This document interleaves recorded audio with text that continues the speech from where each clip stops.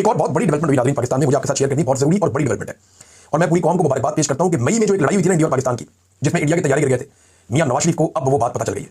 मियां नवाज शरीफ साहब ने अब स्टेटमेंट जारी किया वो मई वाले इंसिडेंट का। इंडिया और पाकिस्तान की जो जंग मई में हुई थी, जून जुलाई अगस्त सितंबर अक्टूबर, ये अक्टूबर के मिड में आके, बल्कि मिड के भी बाद मियां नवाज शरीफ साहब को पता चल गया कि जनाब इंडिया और पाकिस्तान की तो लड़ाई लगी थी, और अब उन्होंने स्टेटमेंट जारी कर दिया।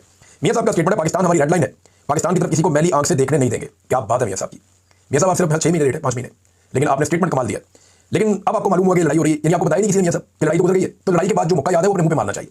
मियां साहब आप वही है ना जिन्होंने मोदी साहब को अपने घर शादी पे बुला लिया बगैर वीजे के, बाकी लोगों के साथ बहुत सारे लोग और भी आ गए थे। आप वही है ना जिनकी दिलचस्पी कश्मीरी क़यादत से मिलने से ज्यादा भारतीय कारोबारी हजरात से मिलने में रहती है। मियां साहब आप वही है ना साड़ियां और आमों के तोहफे भिजवाते हैं और वो वहां से आपको इल्जामात भिजवाते हैं, वही है ना मियां साहब आप। तो आप ये बात कैसे कह सकते हैं? हमला तो हमारे ऊपर नरेंद्र मोदी ने किया था ऑपरेशन सिंदूर, और अनाउंस करके किया था, उस वक्त आप बोले नहीं, एक लफ्ज नहीं बोले, और जब लड़ाई खत्म हो गई लोग भूल भाल गए तो मियां साहब का स्टेटमेंट आ गया कि मैली आंख से नहीं देखने देंगे। कौन देख रहा है मैली आंख से? अफगान हुकूमत के साथ आपके मुलाकात हो गया तो कोई नहीं देख रहा। इंडिया ने आपको जब मैली आंख से देखा था तो आपका ट्विटर बिल्कुल खामोश रहा और कई महीने तक खामोश रहा, और अब जाके मियां साहब को लगता है ट्विटर स्लो है, या मियां साहब का अपना ही सिस्टम स्लो है कि मियां साहब को महीने लग जाते हैं बात को समझने में। जब पाकिस्तान वापस आने का वक्त था मियां साहब आए नहीं, और जब सब कुछ हाथ से निकल गया तो मियां साहब पाकिस्तान आ गए। फिर मियां साहब वज़ीर आज़म बन नहीं सके, उस बात का भी उन्हें बहुत दुख है, बड़ी तकलीफ है।